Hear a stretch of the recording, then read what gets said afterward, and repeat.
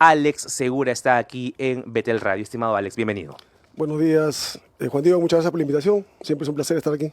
Estimado Alex, es igualmente para nosotros tener aquí al frente, déjame reconocerlo de esta forma, un héroe. Un héroe por la valentía que se demostró, por el trabajo arduo y por el riesgo que estuviste dispuesto a afrontar y que hoy muchas veces por parte de la juventud no se reconoce. Yo ya estoy dentro de pronto dejando de la juventud, pero quiero aprovechar mis últimos días para reconocer y darle gracias a Dios de la oportunidad que tengo aquí de entrevistar a un héroe. Gracias por estar aquí. Muchas gracias por tus palabras. En realidad creo que era lo que todo peruano debe hacer por su país, entregar todo, y creo que el bien más sublime que tiene las personas es la vida. Nosotros nos desprendemos de eso justamente para poder conseguir un bien común. Yo quiero comentar dentro de poco el impacto que viene teniendo la ley de amnistía para policías y militares y todo este sonar que ha tenido también en diferentes medios de comunicación, la forma en la que han tratado la información. Pero antes, quisiera que me cuentes un poco de cómo ves este aparecimiento repentino de lo que ha sido un explosivo muy similar a lo que se vivía también en la década de los 90 en Trujillo la semana pasada. Sí, bueno, ya no es tan repentino, ¿no? Porque eso ya viene sucediendo de un tiempo a esta parte. La última acción, esta que sucedió en Trujillo, nos recuerda, nos trae a la memoria las épocas difíciles que vivimos en los 80, 90, donde los coches bombas eran pan de cada día, donde uno salía a la calle y no sabía si iba a regresar con vida. Situaciones muy difíciles, ¿no?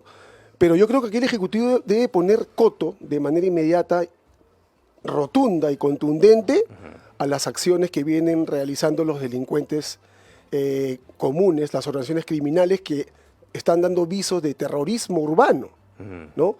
No me gusta mucho llamar el tema de terrorismo urbano como tal, porque considero que terrorismo es terrorismo. Hay que dejarlo como tal, el flagelo Sí, claro, que azotó y se arrebató más de 70.000 personas. Sin embargo, hay un proyecto de ley que ha sido ya aprobado en primera votación en el Congreso, que está esperando la segunda votación, y que una vez aprobado por el Pleno, yo creo que debe ser de promulgación inmediata por parte de la Presidenta de la República, ¿no? Ahora, nosotros estamos igualmente a la expectativa de que este tipo de coyuntura vaya perfilando a los diferentes candidatos a la presidencia para que sepan cómo contrarrestar, cómo operar, cómo combatir la inseguridad ciudadana. ¿Qué candidatos vas viendo tú con propuestas más coherentes, viables y que no se dejan solamente llevar por la demagogia? Bueno, yo considero, comulgo con él, y porque veo sus obras, veo las propuestas, veo el interés, veo el nivel de involucramiento que tiene con el tema de seguridad, Rafael López Aliaga, sin ninguna duda. Ha ejecutado acciones en la municipalidad que contribuyen a combatir la inseguridad ciudadana, ¿no?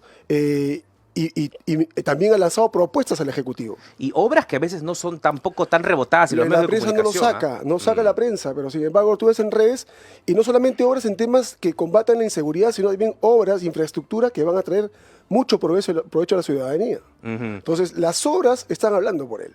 Exactamente, yo particularmente tengo una apreciación bastante crítica del alcalde por la forma en la que quizás comenzó su gestión, pero él ha señalado de que tenía que ordenar la casa. Recibió la municipalidad quebrada, ¿no? Ajá, O sea, sí pues. entonces ha tenido que tomar acciones fuertes y contundentes para poder, como tú mismo dices, ordenar esa casa. Que no era una tarea sencilla, no la era. Ahora, igualmente la inseguridad en Lima sigue creciendo, las extorsiones siguen avanzando. ¿Has escuchado de repente alguna propuesta clara de López Aliaga para combatir y contrarrestar esta ola de extorsiones? He escuchado varias. Y yo estoy seguro que Rafael dentro de muy poco tiempo va a lanzar las propuestas que le está presentando el Ejecutivo. Okay. Y no quiero quitarle digamos, ¿A este ejecutivo o al que viene? A este ejecutivo, porque las ok. acciones que debemos tomar son acciones ya, de una vez, ahorita. Pero parece que no, el ejecutivo no lo quiere escuchar mucho a López Aliaga. Bueno, pues eso no nos extraña, ¿no? No nos extraña, el ejecutivo no quiere escuchar a nadie y menos a Rafael. Entonces, pero ya necesitamos hacer algo concreto, porque si no, esta escalada de inseguridad va a seguir creciendo. Si no ponemos coto y no tomamos acciones radicales, entonces no, va a ser muy difícil pararla. Ahora, nosotros estamos observando de manera muy cercana todos los días las noticias, todos los días la coyuntura, todos los días lo que acontece dentro del Poder Ejecutivo, dentro del gobierno, y diera la impresión que este irrumpimiento del diálogo por parte del Ejecutivo con la Municipalidad de Lima, que deben trabajar juntos, deben cooperar para el bien de la capital, vemos de que hay un enfrentamiento notorio por un personaje claro que y que parece estar allí muy bien disfrazado, que es César Acuña, que quiere perfilar su candidatura, pero a la vez va viendo obras, por otra parte, de Rafael López Aliaga, e intenta oponerse de manera rotunda y que de alguna manera le diga a Boluarte: oye, si es que no le haces frente a López Aliaga, yo te voy a quitar mi respaldo, y mira que tengo Congreso, mira que tengo ministros, te vas a quedar sin apoyo. ¿Es lo que está ocurriendo, Alex? Es probablemente lo que está ocurriendo, pero vamos a ver. Si hacemos una comparación entre lo que hace César Acuña y lo que hace Rafael López Aliaga, evidentemente las diferencias saltan a la vista. Siendo un gobernador, César Acuña, desde el 2015 en Trujillo, y que gran parte se le ha pasado más de 130 días de vacaciones. Días fuera del país, con licencias, con vacaciones, con comisiones de servicio. Entonces, ¿cuál es el nivel de involucramiento de un gobernador regional o de un alcalde con respecto a su región? Para el tema de seguridad, para el tema de gestión, para el tema de infraestructura, para lo que sea. Si yo me estoy alejando del país y pido licencia cada rato. O sea, si tú pides una licencia es por algo que realmente valga la pena y sea justificable. Por supuesto. Pero, ¿cuántas licencias ha tenido César Acuña en su gestión? ¿Desde el 2022? ¿Cuántas licencias? Ha tenido más de 10, 12 licencias. Bien complaciente ahí en el Mundial, en Qatar. Claro, o sea, entonces ese es el nivel de involucramiento. Cuando uno asume una posición, un cargo público, para servir como funcionario público al país, a la región, pues debe entregarse en cuerpo y alma. Olvidarse de las vacaciones, olvidarse de las licencias, la presencia de la cabeza, del líder de la región, de una municipalidad, inclusive de la presidencia de la República, se tiene que visualizar, tiene que estar presente, tiene que sentir el resto que su líder está ahí combatiendo palmo a palmo todas las dificultades que se presentan en la gestión. Pero si no, si yo me voy de vacaciones, me voy de licencia, me voy del país, me voy a un mundial, me voy a ciertos eventos, entonces, ¿a quién sigo? ¿Qué veo? ¿Cuál es la gestión? ¿Cómo se involucra el líder con su gestión? Bueno. Ahora, es importante hacer también una crítica a esta parte, que si bien es cierto, es un partido Alianza para el Progreso que se opone a las ideologías comunistas, progresistas, él como gobierno que está ejerciendo en la zona norte del país, es como que si no le importara lo que está pasando. Y es importante saber de que también el Perú necesita tanto un combate a las ideologías progresistas que han intentado penetrar a diferentes instituciones del Estado, como también combatir los actos de corrupción que se han implantado a diferentes partidos políticos, como en este caso viene siendo Alianza por el Progreso. Definitivamente, o sea, la corrupción es tan dañina como la inseguridad ciudadana.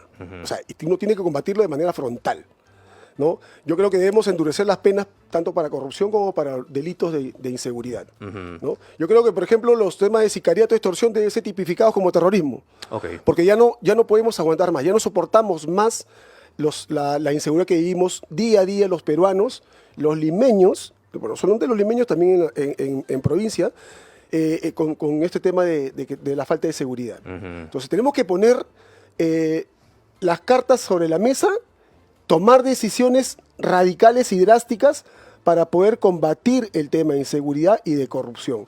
Pero eso requiere una cosa muy, muy elemental, que es la decisión política. Y la decisión política recae en el Ejecutivo y en la cabeza de la Presidencia de la República.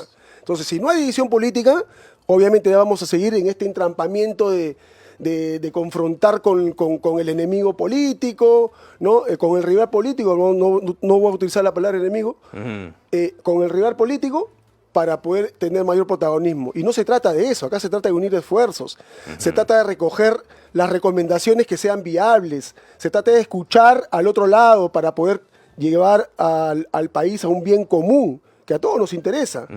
La función principal o la misión principal de todo buen funcionario es proteger la integridad de los suyos. Entonces, si no estamos de acuerdo en eso y simplemente no voy a aceptar una recomendación tuya porque eres tú el que me lo está haciendo, entonces no vamos a llegar en una parte, ¿no? Esto va a demorar más y vamos a continuar con este tema de inseguridad. Hay que ser críticos, Alex, con en este momento el Ejecutivo que está viendo poca voluntad política, pero sí hay algo que hay que reconocerle, y esto es algo que lo digo también desde la convicción propia, hay que reconocer que ha tenido valentía para promulgar una ley que ha sido bastante cuestionada y que ha venido también con presiones internacionales, como lo es la ley de amnistía a policías y militares que ofrecieron su vida, que combatieron el terrorismo en la década de los 80, 90 y 2000. ¿Es así, como tal cual también lo entiendes tú? ¿Ha sido valiente Dina Boluarte en aprobar? Sí, definitivamente hay que reconocerle que ha sido un paso importante a buscar la justicia y la reconciliación. Porque, sobre todo con los militares que han expuesto su vida en los años 80, 90, 2000. Han expuesto su vida. Muchos de ellos han quedado mutilados, muchos de ellos han podido salir vivos, pero sin embargo enjuiciados. ¿Por qué? Por el simple hecho de luchar contra el terrorismo, que fue un flagelo que le hizo tanto daño al país. Entonces, yo sí creo que es un acto de justicia, sí creo que es un acto de reconocimiento por parte del gobierno. Aplaudo esa iniciativa que fue incentivada y promovida por el Congreso de la República y promulgada por la Presidencia de la República con estos militares que han sido pues los que han entregado todo, hasta su vida, para que el país salga de ese mal momento, ese pésimo momento que vivimos de los 80 al 2000. Ahora, no solamente lo ha reconocido la Presidente, no solo lo han reconocido sus partidarios, en este caso también lo ha hecho el ex canciller Javier González Olaechea, que ha señalado que es una buena ley, ha defendido esta ley de amnistía, así también como varios constitucionalistas. Sin embargo, se ha visto también diferentes ataques a la misma, oposición, e incluso muchos medios de comunicación pierden un poco su sentido de imparcialidad. Y de objetividad, ¿no? Así es, y se van por el otro lado, ¿no? ¿A qué se debe esto y por qué ocurre? Es un tema biológico, evidentemente. Mira tú quiénes son los que saltan en contra de esta ley de amnistía. Son aquellos izquierdistas, caviares, comunistas, que siempre lo que han querido es buscar bajarle la moral a las Fuerzas Armadas. Pero ¿dónde has visto tú que los derrotados intentan ganar por otro campo en el campo jurídico por esta lucha? Entonces, evidentemente, lo que debemos hacer es nosotros plantarnos firmemente y defender esta ley de amnistía, que es lo justo para aquellos militares que vienen siendo perseguidos desde los años 80. Y ya es tiempo de parar. Obviamente es tiempo de parar. No puedes tú sentenciar a un general, a un comandante, un coronel con 85 años de edad a una sentencia de 15 años, pues lo estás condenando a muerte por haber peleado en la época contra el terrorismo. O sea, ahora, ¿qué edad tenía usted, estimado Alex, cuando se enlistó en las fuerzas militares? 18 años tenía. ¿Y con cuántos años llega a ser Chavín de Huántar? Eso fue en el 97, yo tenía 27 años. En la flor de su juventud. Pudo haber perdido la vida. Sí, claro. Así como lo hizo el general Valer, ¿no? Sí, claro. Sí, claro. Era el porcentaje de posibilidades 50-50. Pero yo quiero entender, ¿qué lo motivaba a estar allí? O sea, sabiendo que podían sufrir el impacto de este movimiento terrorista, MRTA. La única motivación es el país. O sea, no hay otra motivación que rescatar al país de las garras de estos miserables. Esa fue la motivación que a mí me inspiró para yo poder estar en el ejército, postular a la escuela militar, ingresar, ser oficial, y luego de haberme graduado como oficial, postular a la escuela de comandos porque quería defender a mi país en el campo de batalla, prepararme para ello. En la época que yo salí de egresado, el año 91, estaba en la efervescencia del terrorismo. Y constantemente, día a día, veíamos y escuchábamos noticias de militares emboscados, de atentados, de coche bomba, de muertes, de genocidio. Lucanamarca, Soras, ¿no? Entonces, había pues la motivación para poder ser parte de la solución del problema que enfrentaba el país. Claro. Y una vez que me eligieron, me seleccionaron para integrar la Fuerza de Intervención, pues con mucho gusto. Y sabíamos los riesgos y las consecuencias que podrían haber. Y las posibilidades de salir vivo después de esta operación era 50%. Claro. Y aún así queríamos hacerlo porque se trataba del país. Y ahora hay que señalar eso también de que esta operación Chavín de Huántar era una operación extremadamente riesgosa que se había intentado también en otros países y que habían tenido bajas, aún se habían quedado con rehenes. No hubo un éxito alguno en la historia del mundo como lo ha sido Chavín de Huántar. ¿Dónde radica su éxito? El éxito radica en la preparación de la fuerza, en que nosotros, la gran mayoría de los que hemos ingresado en el grupo de asalto, teníamos experiencia de combate tanto en zona de emergencia como en el conflicto del 95. Entonces ya sabíamos a lo que nos enfrentábamos. Y la preparación psicológica para poder dominar el miedo existente, porque es aquel que dice, no, yo no tuve miedo, eso es mentira. Todos tenemos miedo. Todos tenemos miedo. El tema está en superar y sobreponerse a ese temor. Entonces, nosotros, y la entrega, el amor a la patria, que era lo más sublime. Nuestra vida pasaba a segundo plano. Nosotros necesitábamos rescatar a esos 72 rehenes con vida y rescatar la dignidad de todo un país, que para nosotros era lo principal. Esa fue la motivación y creo que el éxito de la operación. Ahora, estamos igualmente en la expectativa de cómo estos grupos terroristas, si bien es cierto, fueron golpeados, fueron amasados por la fuerza militar, quedaron rezagos que han ido resurgiendo poco a poco, y que gran parte se encuentra en este momento en el BRAEM y que tienen ciertos vínculos. Estaba el otro día aquí hablando el ex congresista César Combina y cómo tenían vínculos, él señalaba, con Perú Libre, y este partido termina llegando a la presidencia de la República. El Perú ha estado cerca de convertirse entonces, bajo esa premisa, en un país que colinde hacia una izquierda comunista marxista. Sí, definitivamente. Bueno, yo no creo tanto en que de que estén resurgiendo nuevamente estos remanentes terroristas. Sí hay un foco pequeño, cada vez es más chico, porque están siendo más cercados, pero sí creo que debe hacerse una operación contundente para terminar definitivamente con el Víctor Quispe Palomino, que es el que queda ahí en el BRAEM, ¿no? Y sí, pues ha habido nexos entre el terrorismo, el narcotráfico, algunos partidos políticos que llegaron al poder, con sus miembros incluso identificados por colaboradores eficaces, señalados con el dedo. Tú has sido, yo te he visto en el BRAE a ti, hablando con los Quispe Palomino, ¿no? Procesados incluso por terrorismo, algunos que los tenemos en el Parlamento. Entonces, sí, eso es lo que debemos evitar, pero para ello debemos tomar acciones concretas, contundentes. Pero todo parte, como te digo, de la decisión política, ¿no? La decisión política es lo básico aquí. ¿Qué decirle a los diferentes peruanos, porque son peruanos, que terminan llamando a esta época del terrorismo como conflicto armado interno? Ya, ahí sí es necesario que la gente y los jóvenes sepan, esto no fue un conflicto armado interno. Un conflicto armado interno, para que sea configurado como tal, tiene que cumplir ciertas normas y ciertos requisitos que salían del convenio de Ginebra y los convenios del derecho internacional humanitario. Por ejemplo, te menciono algunos. En un conflicto armado interno, las fuerzas beligerantes no deben ser totalmente identificables y organizadas. ¿Ya? Sendero Luminoso ni Lerta tenían una identificación y una organización clara, porque ellos en el día eran campesinos y en la noche agarraban las armas para emboscarte por la espalda. Dos, no puedes tú meterte con la población civil. Lucanamarca, 69 muertos. Sora, 117 muertos, claro, por Sendero Luminoso. No puedes tú meterte con la población civil.